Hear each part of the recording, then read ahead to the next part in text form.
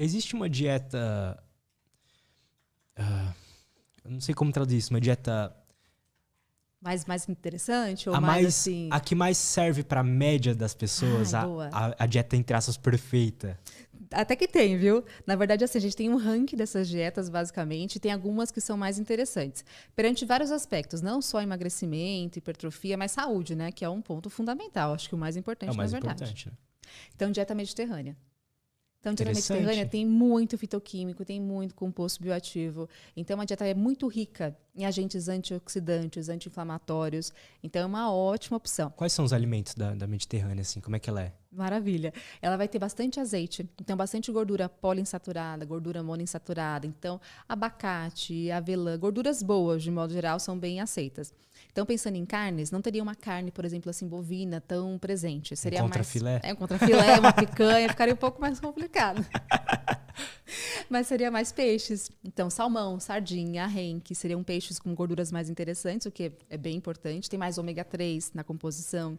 É uma gordura que é mais anti-inflamatória. Então, vale super a pena. Então, essa seria a composição. E, além disso, pensando em oleaginosas, castanhas, avelãs, amêndoas. Tem bastante gordura também poliinsaturada e monoinsaturada. Esse seria um ponto importante. E, além disso, frutas, verduras, legumes, bastante suco de uva. Na verdade, lá no começo dessa dieta, seria vinho. Mas o vinho tem outra questão, né? Que o vinho também, se a gente for pensar, ele tem o álcool na sua composição. Total. E aí já teria um ponto não tão interessante assim. Afinal, o álcool ele tem um aspecto não saudável e ele causa uma lesão hepática, lógico que depende da quantidade, né? Então, não seria um ponto tão adequado assim. Se possível trocar esse vinho por um suco de uva integral, seria melhor. Então, a composição melhor seria essa. A gente vai ajustar, então, quantidade de gorduras boas. Parece ser uma delícia essa dieta aí. Eu adoro salmão, grãos e tudo mais. Vale a pena um cereal, de repente um arroz integral, um arroz negro, que seria bem interessante na composição de um prato, né? Então, de repente, um salmão grelhado, talvez ali alguns aspargos, um suco de uva para acompanhar, de repente um arroz integral, um arroz negro, 7 grãos. E, enfim, já teria uma boa quantidade. Depois as frutas, os legumes, né? Então, brócolis e por aí vai. Saladas, de modo geral, alface, tomate, aí do verdinho dá para abusar bastante. Então, seria essa questão. Fruta, verdura, legume, gorduras interessantes e também a adição de oleaginosas. Então, essa composição seria a mais adequada. O que faz essa dieta ser tão boa assim? Quais são os elementos dos alimentos ali que fazem ela ser tão boa? Especialmente, então, fitoquímicos. Cada alimento que está lá dentro, quando você pensa assim, num brócolis ou, de repente, num alho, numa cebola, todos os alimentos de origem vegetal.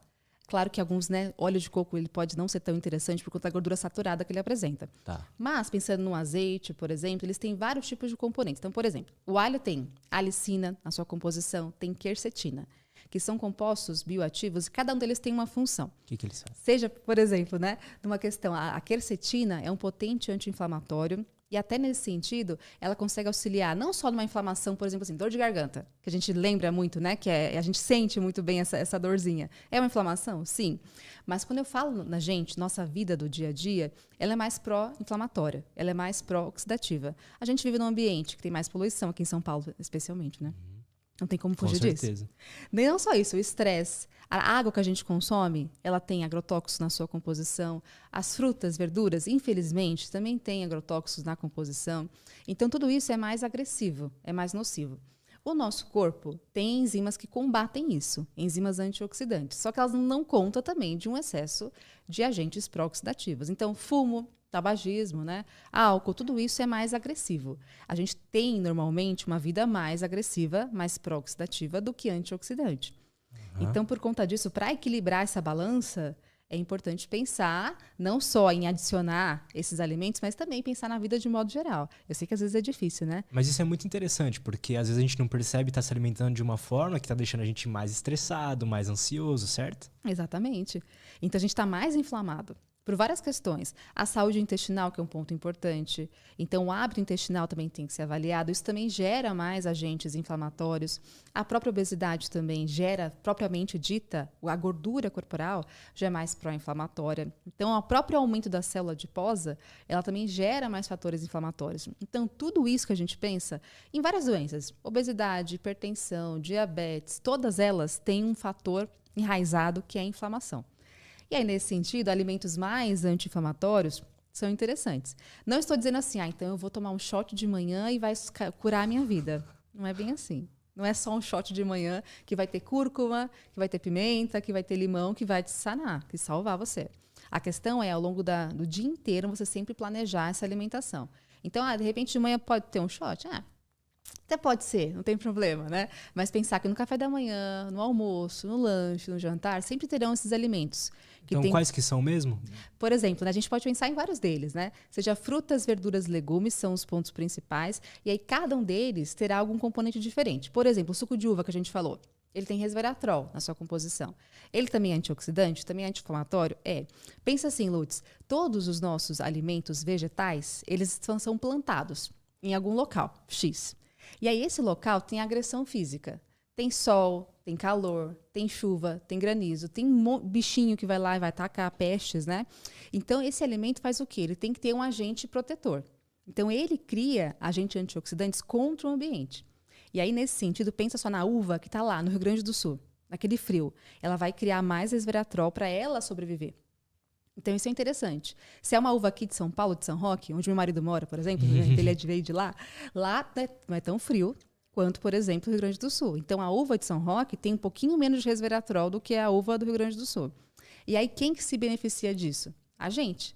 A plantinha fez alguma coisa para se defender do ambiente, que sempre vai ser um antioxidante, sempre vai ser um anti-inflamatório, e a gente vai se beneficiar desse consumo alimentar. Olha que interessante. Então, cada alimento tem um desse. Então essa do Rio Grande do Sul seria mais antioxidante? Seria mais antioxidante. Porque ela treinou mais isso, né? Exatamente. Que então legal, ela tem na alma cara. dela essa composição. Claro que eu vou pegar assim, vou pegar então um suco de uva ou um vinho do Rio Grande do Sul e um vinho de São Roque. Eles são diferentes. Só que assim, no olho eu não vou conseguir ver isso. E também, para eu avaliar isso, teria que ser num laboratório de bromatologia, é algo que demora, tem uma empresa que faz isso, ou um laboratório de uma faculdade pública, etc. Então, não é tão simples eu te falar, olha, então realmente aqui tem 12 miligramas e aqui tem 20. Isso é só realmente numa análise mais aprofundada. Perfeito. Mas a gente consegue ter essas avaliações.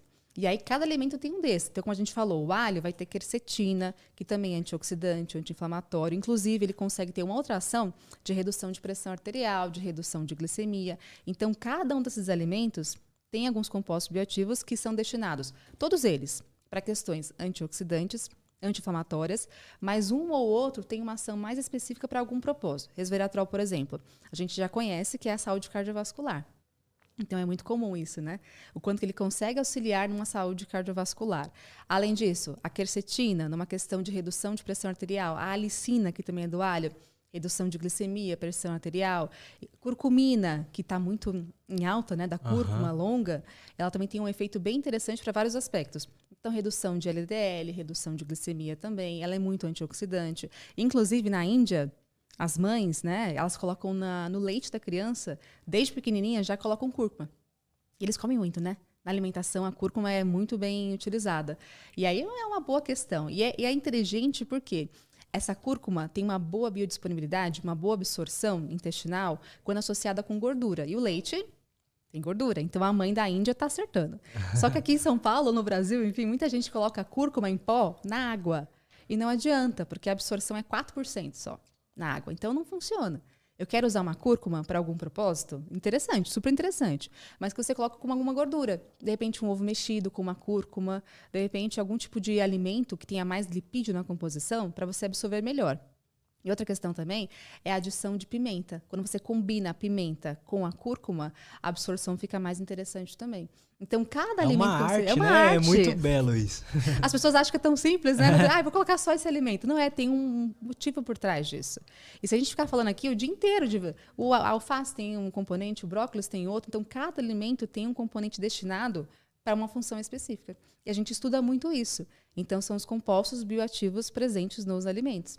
É uma nutrição que tem uma ação adequada de acordo com cada componente. Então, para cada paciente, eu posso colocar isso em alimento ou também em suplemento alimentar. Eu posso isolar esse composto e eu crio um composto isolado para prescrição de manipulado. Inclusive, hoje, tem medicação já que você encontra em farmácia mesmo, Drogazil, que você já encontra componentes isolados de alimentos. Por exemplo, tem uma medicação que é para chamar Motori.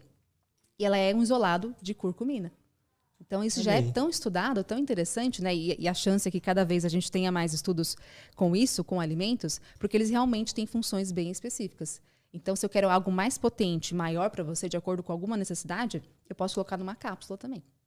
Isso é interessante, né? E não tem nenhum ponto negativo de tomar no encapsulado? Nesse Vai sentido? depender, né? Por exemplo, esse mesmo composto, se for em excesso, pode te dar alguma gastrite.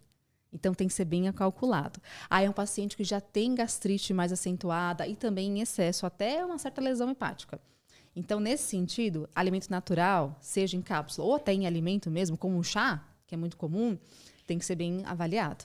Ou também, se o paciente já usa alguma medicação que tem interação droga-nutriente. Então, por isso não é tão simples assim. Então eu vou usar, de repente, eu sei que um fitoterápico ele é interessante ou que a curcumina é interessante. Tudo bem, mas quem é você? Você usa alguma medicação? Você tem alguma gastrite? Você tem, de repente, uma doença hepática? Aí já é outra história. Por isso é importante, né? Ir no nutricionista, né? Porque é uma pessoa que estuda a vida dela inteira para justamente entender quais são os mecanismos do ser humano vinculados com a alimentação. Não é tão simples assim, né? Não é tão simples assim. São vários pontos a serem considerados. E a gente, quando eu falo a gente, assim, muitas pessoas tentam montar dieta no YouTube, sabe? Infelizmente, e às vezes até dá certo no começo, né? Uma pessoa que comia totalmente errado, fazia tudo errado. Um ajustezinho ou outro que você encontrou ali já é interessante, né? Melhor do que nada.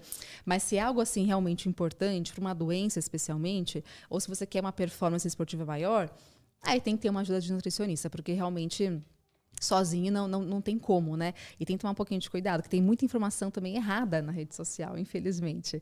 E acaba prejudicando ainda mais o paciente. Eu digo assim, tem muito paciente meu que chega no consultório com medo de comer, com medo de carboidrato.